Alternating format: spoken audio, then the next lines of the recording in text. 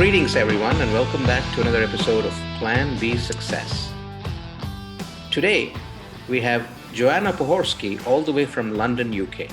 She's the founder of the Accountability Mindset.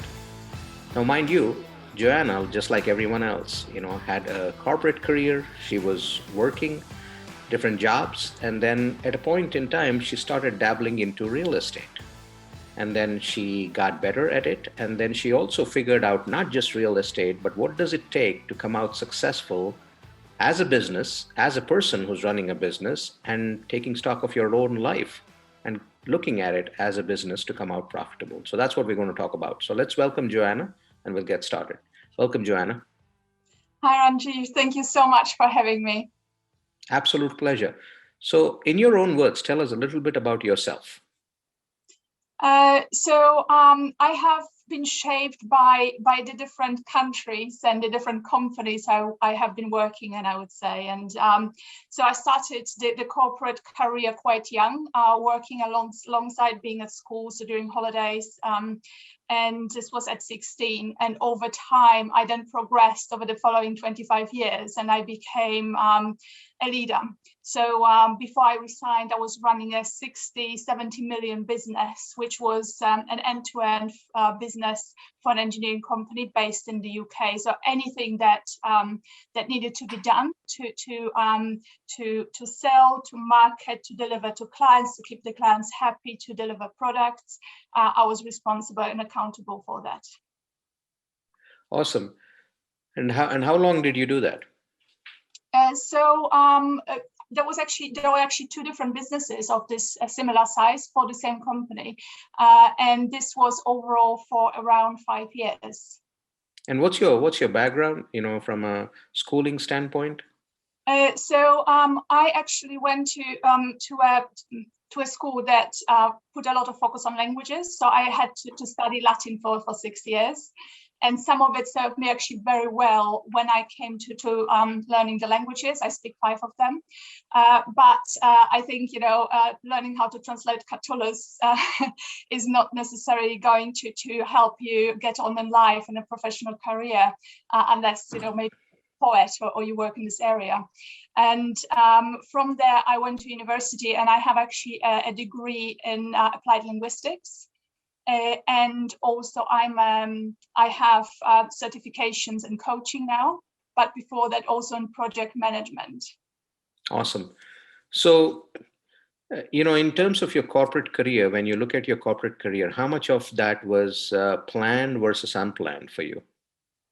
It's a great question. I was always very focused on moving forward and achieving more. So do more and then hopefully get promoted. And I'm really using this word hopefully, because I never actually thought about specifically where I was heading. I was always heading forward and up, but I never had a fixed job in mind. And over time, I was very fortunate, I think, because I actually came across leaders and managers who recognized what I could contribute and supported me very strongly. And that worked up until actually my last part of my corporate journey, where I became so senior, I was reporting to the board, and actually the politics part of the job became much more important. And this is where I still recollect this one conversation where I realized I'm actually on my own.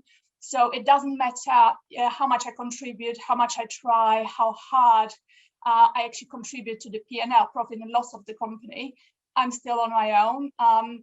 And I decided to start looking elsewhere outside the corporate world at what other things there were. So this was actually the first time in my life where I started to consciously think about what am I good at? How can I help others? How can I translate this knowledge and this experience I've acquired over these 20 years of my corporate career?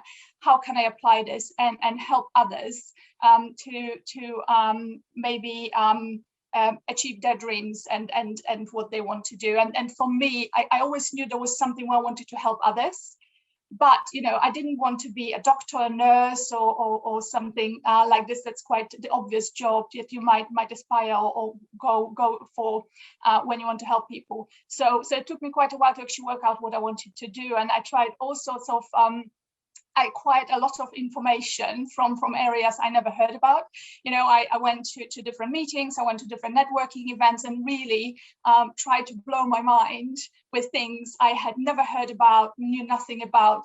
And this really helped me then to get to the point where I knew exactly what I want to focus on, is helping people through coaching, but also through providing safe and secure accommodations or property investment. So, when you look at your corporate career, you climbed the ladder, so to speak, and got to the point where a lot of people aspire to get to, which is reporting to the board. And then when you got there, ultimately, you did not find the satisfaction that you were craving for. Now, you spent a lot of years in the corporate career getting there. So, what was that feeling like? What changed? In a lot of other people's eyes, you had all the success that they would be aspiring for, but then you yet didn't want it. Yes, and it's really interesting because I did aspire to that success, but when you are wherever you are, you only see one side of the story, maybe two. You will never actually see what it looks like from the inside. And once you actually stand in the inside, in the center, in that role, and look around yourself, you find that a lot of things are not quite the same way what they look like from the outside. So, for example, a great example I find is, I've been very junior. I went through all the ranks in different companies. And when you're on the outside of power, I used to think about it when I was more junior, you think, once you come to a certain level, maybe board level -1, you actually can take all these decisions. And that's just not quite true, because there are so many constraints that are not visible to people in the wider organization, whether it's legal, governance, or certain customer requirements, quality assurance, things like this, political even in some cases. You only see that once you're on the inside of that leadership area. And then you realize it's maybe not quite as much leverage that you have that you hoped you could to support the wider organization. Awesome. And then when you did decide to make the shift, what was that journey like? Was it instant? Was it something that you were thinking about while you were still in your corporate career, and it took a certain amount of time for you to make that transition? What was that journey like? So you mentioned before, the moment of recognizing, how things are, what they are versus the expectation. And for me, I think I was always, because I have been fortunate, I worked hard, but it had been recognized for years and years before that. I think it really caught me out when I didn't realize that the game had changed, the rules of the game had changed, but I didn't at that point in time.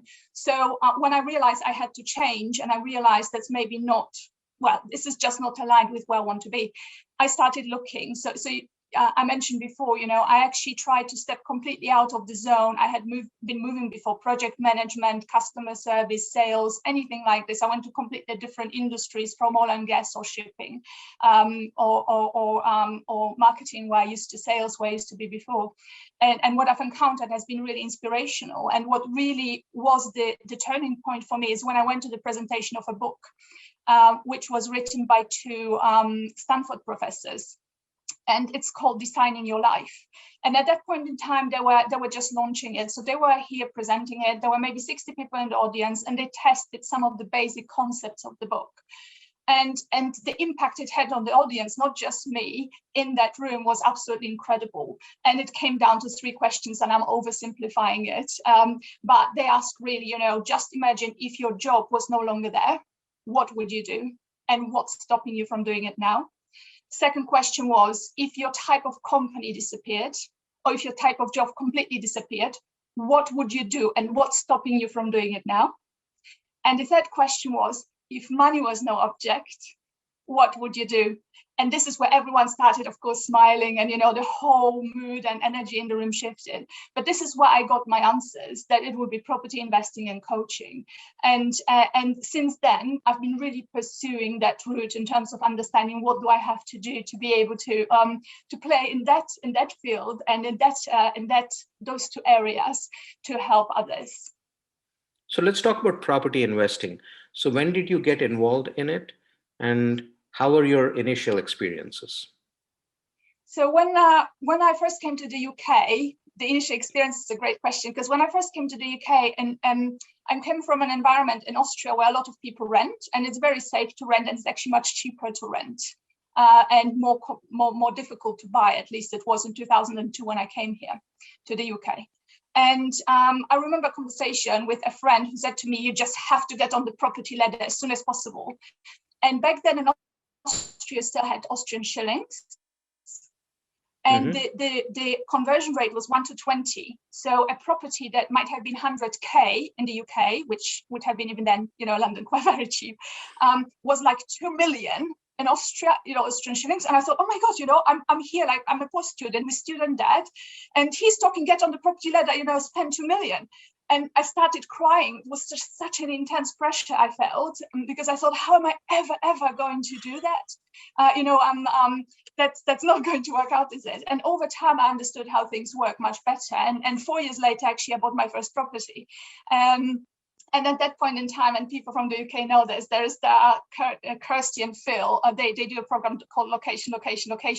And all my knowledge was from that program. And it was literally buy the worst property in the best place. Well, not so it's falling apart, but ideally cosmetic issues. And I managed to get one of these. And as it turned out, it was much better than I thought. So it turned out that I bought, I don't know if you know, the Beatles crossing, zebra crossing. Mm-hmm. So I didn't realize buying it that I bought a flat with a view of that crossing and of the studios just behind it. So it's absolutely incredible, how it was some research I did, of course, and a lot of viewings, but also a bit of luck I had with the very first property. Awesome. And then after that, how long have you been investing in properties now? 15 years now. Oh, that's pretty awesome. So do you do it all by yourself, or do you have a team supporting you at this point? So at this point in time, I work with an estate agent, but also I have a business partner. And right now we're exploring a different business model from the one I had before. Before I was looking more at flips, and I'm also a landlord. What we're trying to set up is a more social type of property, where on the one hand side, we can rent out to the council, to council tenants and support the non-private area of rentals, but also finding the right property for a property investor tends to be a property where you can add value of some sort. So this normally involves some construction work, refurbishments, this type of thing. And what we're looking to do is with my business partner is to bring kids from that council, from that area, into that development and help them to acquire skills, which are practical skills, construction skills, development skills, which they can use going forward in their life and hopefully to have a better future for themselves. That's awesome. So how has the recent pandemic, how has that influenced the property market and the property values? It's quite interesting because in the UK, there has been such a concern about what happens to the property market. There's just such a multi-billion, trillion economy related, direct and indirect linked to it, that different measures have been put in place to support that market. And in particular, there has been a relief of very particular tax, which meant that a lot of people who have not bought before because of first Brexit, they were waiting it out. And then because of COVID and a lot of lifestyle change because of COVID and the pandemic, they started buying. So private owners, occupiers, all of a sudden started to really move into the investor space as well. So there's been a lot of competition to get properties. And when you ask people, some of the rapid increases in prices have actually made the whole tax the tax holiday, the stamp duty completely redundant, because in the end, to get the property, people with the competition people ended up paying more than they've saved in their tax. Now, you also manage the accountability mindset. So where did the thought for coming up with the accountability mindset and actually coaching and training people more about accountability and how they need to handle themselves as a business, all of that come about? It came from the people who came to me, asked me questions. So what happens is that I have been part of a group of a property mastermind, a group of people who get very focused training, coaching, and development in the property investment area over a period of time. And as such, a lot of people came to me asking me questions about property initially. But what became very clear is that people who came to me most of the time came to me because they were stuck with not knowing where to go next. And as we unraveled effectively where they were stuck at and why, it turned out that most of the time it wasn't what I call the property technical knowledge. So they knew the strategies, they knew where they wanted to invest to, and they knew the basics, the fundamentals with which they could easily invest. It was much more the mindset, maybe the fear stopping them, or uncertainty, not taking the first step, but also in some cases accountability. So they actually had a plan, but they never implemented it. They never took the first step. Other things got in the way. Something else was more important. They prioritized other things. So this is really how it came about, from conversations with property investors at different stages of their investment journey. Awesome. So tell us a little bit about your company, the accountability mindset, and what all do you do under that umbrella? So the company focuses on coaching and support for business owners who find it challenging to, first of all, get clear on which goal they're pursuing. Because not every company owner has the same goal. There might be different stages of where they are with the company. A startup will have different needs from someone who's in the growth phase or in the mature phase of the business. So it's really, really understanding what's the goal first. And secondly is what's the best and most direct way of hitting that goal. And again, I've been talking to people who some people struggle to put a plan in place. Sometimes it's not the plan as such, but at different levels, they just cannot see how it all interlinks and connects to really lead up to that goal that they are setting for themselves. Sometimes the challenge is the environment. Because especially when someone transitions from the corporate world or looks at transitioning from the corporate world into running a business, there might be a lot of hesitation, fear, and lack of understanding in an environment. The family is worried about, the basics, Maslow's pyramid, the basis of existence, where to live, what are they going to eat if the money doesn't come in? And these are very, very valid arguments and sometimes fears. So it's very important also not to dismiss those, but bring the environment along. So as a business owner, being very mindful, what do we expect from everyone around us? We might expect more childcare support. We might expect more time to pursue clients. We might expect a host of other things that actually the environment does know nothing about, and might come as a surprise, and not a surprise they might necessarily have agreed to on those terms. So it's really, really important to consider the environment, not after the events, but before the events, and make sure they are fully involved. Awesome. And tell us, how do people reach you? Where can they find you in case they have questions about your programs? So I'm trying to. I've learned my lessons from my initial shyness of social media. So a year ago you wouldn't have found me many places, but right now you can find me as Joanna Pohorski on Instagram. You can find me as Joanna Pohorski on LinkedIn. You can also find me. I run a free group on Facebook called the Accountable Mindset Community, and of course on email. It's joanna@theaccountable-mindset.com. Awesome. And in terms of some of your recent work that you're doing, any programs that are coming up, anything that people should know about? So I have just, I mentioned to you just around last week and this week, a masterclass about how in 3 steps you can really become very clear, crystal clear about your goal, your plan, and also how to make it all happen. And again, when you know how to go about it, it can be a very straightforward process. So I will be taking this and building on this for some challenges. There's been fantastic feedback from people who have attended. And I really look forward to sharing with more people and giving more people that foundation on which they can grow their business and expand the business into the future for the future selves, as I say. Awesome. So for people that want to learn about your programs, is there a particular website that they can go to? So at this point in time, I manage everything, the knowledge, the support through the Facebook group. There will be a website coming, yes. At this point in time, it's the group, the Accountable Mindset community on Facebook. Awesome.